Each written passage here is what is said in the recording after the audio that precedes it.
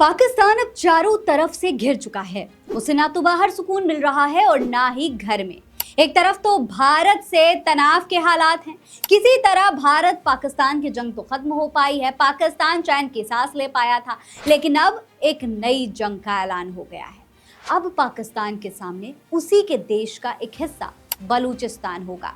क्या है बलूचिस्तान और पाकिस्तान की लड़ाई? अब कैसे होगी जंग? क्या है बलूचिस्तान की मांग? आज के इस वीडियो में इसी पर हम बात करने वाले हैं। नमस्कार, मेरा नाम फरीन अंसारी है और आप ये खबर मेरे official channel Fareen Ansari official पर देख रहे हैं।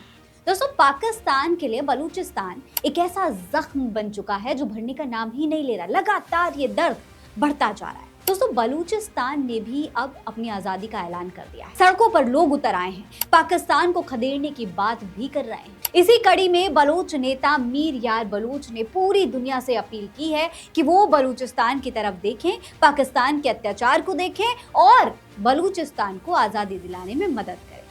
दरअसल दोस्तों, बलूचिस्तान का मानना है कि हमारे पास अफगानिस्तान और ईरान की तरह एक अलग संस्कृति है। अगर केवल यह कि हम मुसलमान हैं और इस्लाम को मानते हैं तो हमें पाकिस्तान नहीं समझा जाए। अगर ये पैमाना है तो अफगानिस्तान और ईरान को भी पाकिस्तान के साथ मिला देना चाहिए। उनका सीधा सा कहना यह है भाई कि भले ही हमारे पास पैसा नहीं हो, लेकिन हमारे पास रिसोर्सेज हैं, अच्छे मिनरल रिसोर्सेज हैं, हमारे पास अच्छे पोर्ट्स हैं, हमारे पास रोजगार के अच्छे जरिए हैं। इसीलिए हमारी आर्थिक मजबूरियों के नाम पर हमें गुलामी में मत धकेलने की कोशिश करिए। दोस्तों, ये लड़ाई आज से कई साल पहले की है।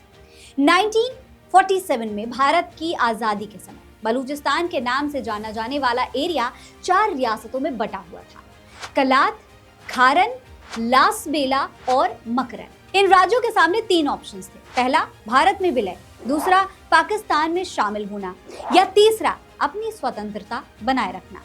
लेकिन फिर मोहम्मद अली जिन्ना की बातों में आकर खारन, लासबेला और मकरन ने पाकिस्तान का हिस्सा बनने का ऑप्शन चुन लिया। बचा कलात। हालांकि 1876 की ट्रीटी की वजह से कलात को एक यूनिक जगह मिल गई। दरअसल इस समझौते ने कलात को ब्रिटिश इंटरफेरेंस से हटाकर इंटरनल ऑटोनॉमी दे दी, यानी कि पूरी तरीके से फ्री कर दिया गया। साथ ही इसे बाकी भारतीय रियासतों से अलग सिक्किम और भूटान के साथ कैटेगरी बी में रखा गया। इसीलिए कलात को भारत या पाकिस्तान में शामिल होने के लिए मजबूर भी नहीं किया गया और वो चैम्बर ऑफ प्रिंसली स्टेट्स का सदस्य भी बन गया।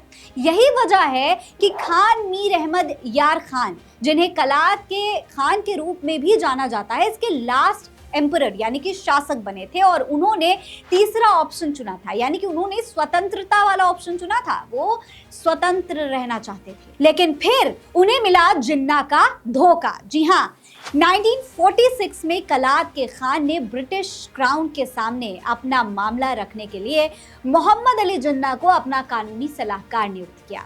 ये एक ऐसा कदम था दोस्तों जो उनके और उनके देश के लिए बहुत महंगा साबित हुआ। 4 अगस्त 1947 को दिल्ली में एक बैठक बुलाई जाती है। इसमें भारत के आखिरी वाइसरॉय लॉर्ड माउंटबेटन, कलात के खान, कलात के मुख्यमंत्री मोहम्मद अली जिन्ना और जवाहरलाल नेहरू शामिल होते हैं। इस बैठक में जिन्ना ने कलात के खान के स्वतंत्रता के फैसले का समर्थन किया। नतीजा ये निकला कि कलात 5 अगस्त 1947 से पूरी तरीके से इंडिपेंडेंट हो जाएगा और खारन और लासबेला को कलात के साथ मिलाकर पूर्ण बलूचिस्तान बनाने का आदेश दिया गया। यहाँ तक ये सब कुछ जिन्ना के कहने पर उनकी सहमति से ही हो रहा था। फिर 11 अगस्त 1947 को कलात और मुस्लिम लीग के बीच एक ट्रीटी पर साइन होता है, जिसमें कलात को एक आजाद राज्य के तौर पर मान्यता दी गई। ये वादा किया गया कि मुस्लिम लीग बलूचिस्तान की स्वतंत्रता का सम्मान करेगी। और फिर 15 अगस्त 1947 को, जिस दिन भारत को आजादी मिली, उसी दिन कलात ने भी अपनी आजादी की घोषणा कर दी। झंडा फहराया और कलात के खान के नाम पर एक आजाद शासक के रूप में खुतबा पढ़ा गया। हालांकि फिर जो हुआ उसकी उम्मीद शायद कलात के खान को भी नहीं थी। माउंटबेटन के साथ बैठक और कलात की एक इंडिपेंडेंट सोवियन राज्य के रूप में मान्यता देने के बावजूद अंग्रेजों ने 12 सितंबर को एक ज्ञापन जारी किया, जिसमें कहा गया कि कलात के खान एक स्वतंत्र राज्य की अंतर्राष्ट्रीय जिम्मेदारियों को उठाने के लायक नहीं है, इस काबिल नहीं है। दोस्तों, ये वही ज्ञापन था जिसके जिन्ना के अंडर पाकिस्तान को कलात को मर्ज करने के लिए जरूरत थी। हालांकि असली इरादे तब साफ हो गए जब अक्टूबर 1947 में कलात के खान पाकिस्तान आए। कराची में हजारों बलूच लोगों ने उनका स्वागत बलूचिस्तान के राजा की तरह ही किया। हालांकि कूटनीतिक परंपरा से हटके उनका स्वागत गवर्नर जनरल या फिर पाकिस्तान के प्रधानमंत्री तक करने नहीं आए, जो पाकिस्तान के इरादों में बदलाव का सीधा संकेत दे रहा था। अपनी किताब बलूच राष्ट्रवाद, इसकी उत्पत्ति और विकास 1980 तक में ताज मोहम्मद ब्रसी ने जिन्ना और खान के बीच बैठक का अच्छा खासा उल्लेख किया है, जिसमें पाकिस्तानी प्रधानमंत्री ने खान को इस्लामाबाद के साथ विलय में तेजी लाने की सलाह दी थी। खान ने जिन्ना की मांग को बिल्कुल भी स्वीकार नहीं किया था और कहा था कि चूंकि बलूचिस्तान कई जनजातियों का देश है और किसी भी फैसले से पहले वहां के लोगों से परामर्श किया जाना चाहिए, मैं आम जनजातीय सम्मेलन के अनुसार कोई भी फैसला नहीं लेता जो उन पर मजबूरी हो, जब तक कि उन्हें उनके खान विश्वास में नहीं ले लेते। दोस्तों, कलात के विलय पर जिन्ना के प्रस्ताव के बाद कलात के खान ने विधानमंडल की बैठक भी बुलाई थी, जिसमें संसद के दोनों सदनों ने न केवल सर्वसम्मति से विलय प्रस्ताव का विरोध किया था, बल्कि ये भी तर्क दिया था कि ये पहले के समझौते की भावना के खिलाफ भी है।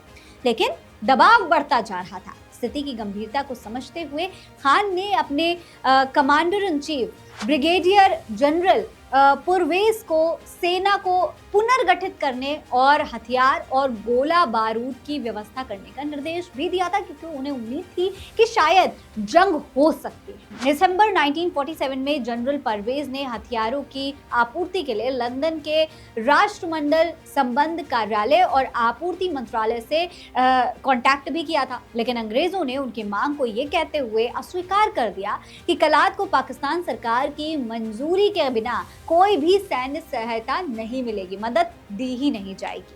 दोस्तों, खान ने बलूच सरदारों यानी कि जो वहां के नेता हुआ करते थे उनका समर्थन जुटाने की बहुत कोशिश की, लेकिन दो को छोड़कर किसी ने भी उनका साथ नहीं दिया। जिन्ना ने इस दौरान मौके का फायदा उठाया। दुष्का एच सैयद ने अपने किताब the access of Kalat myth and reality में लिखा है कि इससे कलात एक द्वीप बन गया। कई बलूच सरदार पाकिस्तान के साथ जाने को तैयार थे, जिससे खान मजबूर हो गए। 26 मार्च को पाकिस्तानी सेना बलूचिस्तान के तटीय क्षेत्र पसनी, जिवानी और तुर्बत में घुस आई। खान के पास जिन्ना की शर्तें मानने के अलावा अब तो कोई ऑप्शन बचा नहीं था। आज भी ये बलूचिस्तान दोस्तों पाकिस्तान का हिस्सा है और अब अपनी उसी पुरानी आजादी को बलूचिस्तान वापस चाहता है। इसी के लिए कई बार बलूचिस्तान ने पाकिस्तान पर हमले भी किए हैं और अब एक नई जंग के संकेत भी दे दिया है। इसके बारे में आप क्या कहेंगे? ये जानकारी आपको कैसी लगी? कमेंट बॉक्स में लिखकर हमें जरूर बताएं। नमस्कार।